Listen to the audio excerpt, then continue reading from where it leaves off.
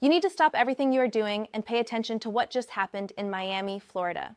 Because on the morning of March 21st, 2026, Alexandra Eala walked off the grandstand court at Hard Rock Stadium after defeating Magdalena 6-3, 7-6, and what happened next had nothing to do with a tennis score. The crowd that had been roaring for nearly 2 hours erupted into something that witnesses described as unlike anything they had seen at a professional tennis tournament. Filipino flags went up in unison across the entire stadium. People were crying. People were screaming. People who had flown in from across the country, across the ocean, from places thousands of miles away, were grabbing each other in pure disbelief and joy. And standing in the middle of all of it, 20 years old and already a round of 16 qualifier at a WTA 1000 event for the second consecutive year, was Alex Eala, shaking her head, smiling that signature smile, completely overwhelmed by the tidal wave of love pouring down from the stands. Her own words in the post-match interview said it all. She was still trying to process it, and honestly, so is the rest of the tennis world. Let us talk about what actually happened on that court, because the match itself deserves its own standing ovation before we even get to the crowd reaction. Magdalena was not a soft draw. Do not let anyone tell you she was. This is a 34-year-old Polish veteran who reached a career-high ranking of number 19 in the world, who won 3 WTA titles, who had beaten Eala twice in previous meetings, in Abu Dhabi in 2024 and in Nottingham in 2025. This is the same Magdalena who had just walked out onto that court carrying momentum that most players would kill for, having just knocked out the number 2 seed Iga Swiatek in 3 sets. Swiatek, the 6-time Grand Slam champion, the woman who had been expected to be Eala's rematch opponent. Linette dismantled her 1-6, 7-5, 6-3, and arrived at this match as one of the hottest players in the draw. Eala knew exactly what was waiting for her. And she walked into it anyway with a calmness that is becoming almost unsettling to watch. The first set was a chess match of the highest order. Both players held serve through the opening 7 games, neither giving away a single cheap point. It was baseline tennis at its most disciplined, deep, heavy ground strokes, precise positioning, both players refusing to blink. But Eala had a weapon that Linette simply could not neutralize. That left-handed forehand developed and sharpened over 7 years at the Rafael Nadal Academy in Manacor, Spain, the same facility where a 13-year-old girl from Quezon City first arrived in 2018 with her brother, and a dream that most people around her probably thought was too big. That forehand generates natural lefty curve that pulls right-handed opponents out of their comfort zones on the ad side, opening up angles that simply do not exist for right-handed players. Linette had faced it before and lost once this year already in Auckland in January. But in Miami, with momentum and crowd noise and the weight of history in the air, Eala's execution was something different entirely. She broke Linette in the 8th game, took a 5-3 lead, and closed out the first set with the controlled aggression that her coaches have spent years fine-tuning. 1 set down, 1 to go. Then Linette showed exactly why she was a dangerous giant killer and not just a journeyman veteran. She called for a medical timeout mid-match, got treatment from a physical therapist, regrouped, adjusted her positioning, and came back into the second set with significantly more intensity on her return. She broke Eala to tie the set at 3 games all. She took the lead for the first time in the match at 4-3. She pushed ahead to 5-4, then held for 6-5, 1 game away from forcing a deciding 3rd set. The crowd tightened. The flags kept waving, but the chants shifted slightly, carrying more desperation than celebration. This was not supposed to happen. Not again. Not after the 3-hour war against Siegemund 2 days earlier. Not to a player who had already proven she could hold her nerve when everything was on the line. But here is what makes Alex Eala in 2026 different from every other talented 20-year-old on the tour. She does not panic. She does not press. She does not start hunting for winners she does not have or trying to force a result that will come if she stays in her process. She held serve in the 12th game, leveled at 6-6, and forced a tiebreak. And in the tiebreak, it was over almost immediately.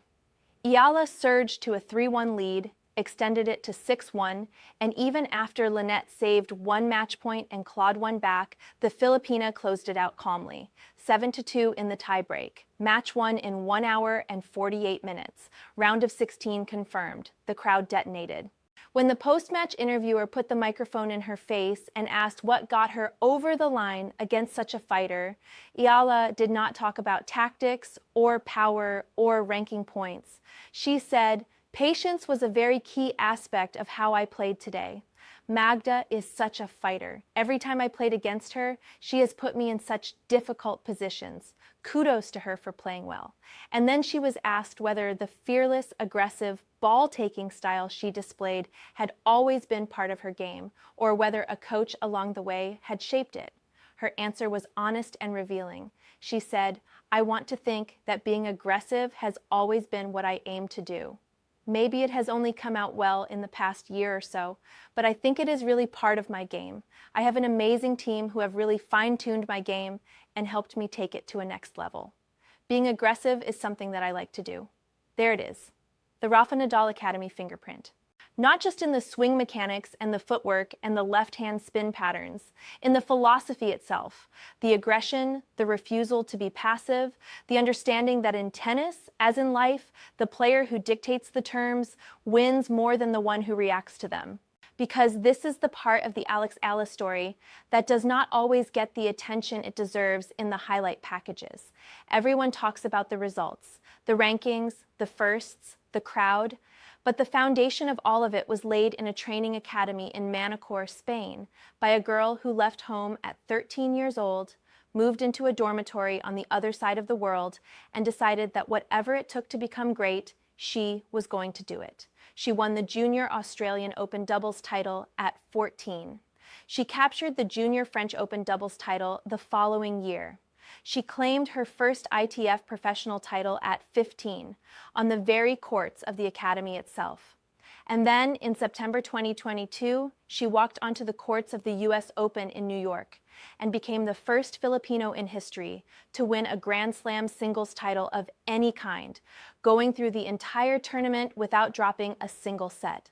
When the congratulations flooded in from Manny Pacquiao, from the Philippine president, from Rafa Nadal himself, she said the same thing she always says: "It is not just my win, it is all of ours." That graduation from the Rafa Nadal Academy in 2023 came with a guest of honor that nobody in the tennis world had quite expected. Iga Swiatek attended the ceremony, invited by Nadal himself. Swiatek, a multi-time Grand Slam champion and at the time the world #1. Standing in Manacor, watching a Filipino teenager receive her graduation diploma, already knowing that she was looking at something uncommon. And then, 2 years later, she had to watch that same teenager dismantle her game at the Miami Open in 2025, while Tony Nadal, Rafa's uncle, watched from Eala's player box.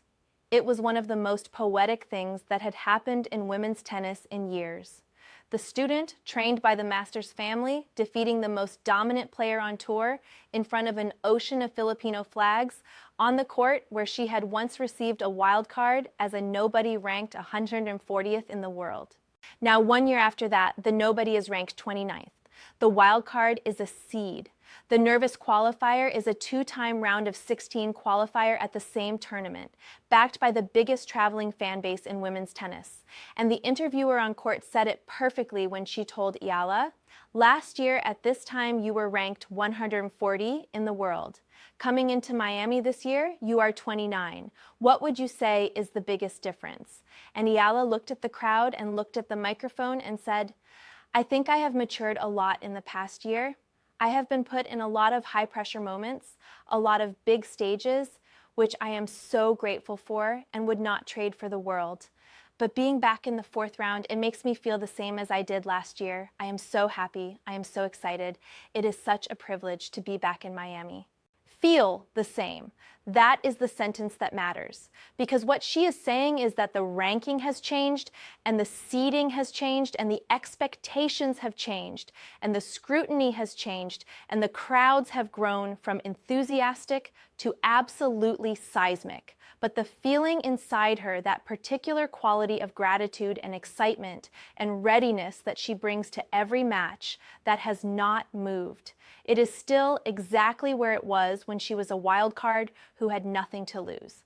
The difference is that she now combines that feeling with the experience and the fitness and the tactical sophistication of a player who has played over 100 WTA matches in the past 2 years.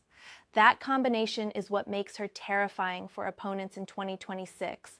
She feels like a wild card. She plays like a veteran. She has the crowd of a Davis Cup nation behind her, and she is 20 years old. And when the interviewer asked about the crowd, about whether there was any place in the world that had surprised her with how many Filipinos showed up to watch, Eala laughed and said, "We are kind of everywhere. We are everywhere." And she is right. Over 200,000 Filipinos live in South Florida alone, with thousands more making the trip from across the country and across the Pacific just to be in the same building as her during a tournament.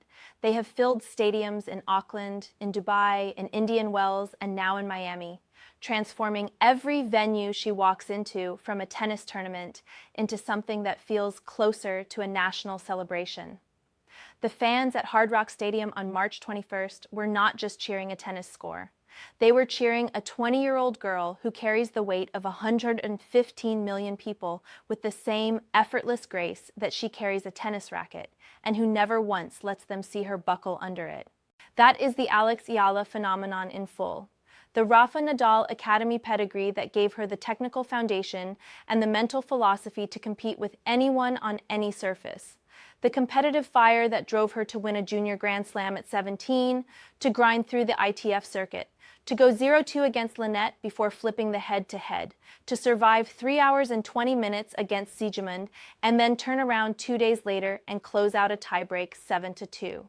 The humility that still sounds genuine when she talks about privilege and gratitude after reaching a WTA 1000 round of 16 for the second consecutive year. And the crowd, always the crowd. The flags and the chants and the tears and the noise that has made her the biggest draw in women's tennis right now, above players ranked far higher and far more decorated, because what follows Alex Eala is not just support. It is love. And it is relentless. Next up is Karolina Muchova, the world number 14, a Czech player with Grand Slam final experience and a game built on disruption. Varied spins, drop shots, net approaches, the ability to shift patterns mid-match and force opponents into uncomfortable decisions. Muchova is not Lynette. She is not Siegemund. She is a completely different kind of problem. And there is a number in the record books that every Eala fan should know about before that match starts. She is currently 0-11 against Czech opponents in her WTA career. 0 wins from 11 attempts. Czech players have consistently found ways to exploit gaps in her game that others cannot. Their all-court technical schooling and in-match adaptability creating problems that her aggressive baseline style has not yet fully solved. That streak ends here in Miami, or it extends to 0-12. Either way, the answer will tell us something significant about exactly how far this story can go in 2026. But after what the world watched against Lynette on March 21st, after the patience and the composure and the tie-break domination and the post-match interview where she talked about maturity and high-pressure moments, with the quiet confidence of someone who has earned every word she is saying, one thing is undeniable. This is not a hot streak. This is not a fairy tale. This is a player who was built for this stage, trained for this stage, and is now performing on this stage with the kind of consistency that changes careers from exciting to historic. The fans who stood up and screamed when she closed out that tiebreak were not celebrating a round of 16.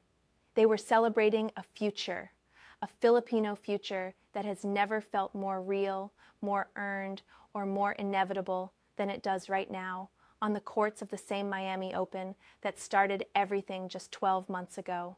So here is your moment. Drop a comment below right now. Do you believe Eala can break the Czech curse and beat Karolina Muchova to reach the quarterfinals? How far do you see her going in this tournament?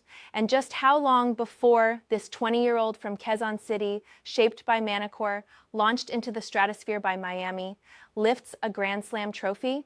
Hit subscribe on Court Era Tennis and ring that notification bell right now, because this story is moving fast and you do not want to be the last person to find out what happens next. Every day in Miami is match day, and Eala is just getting started.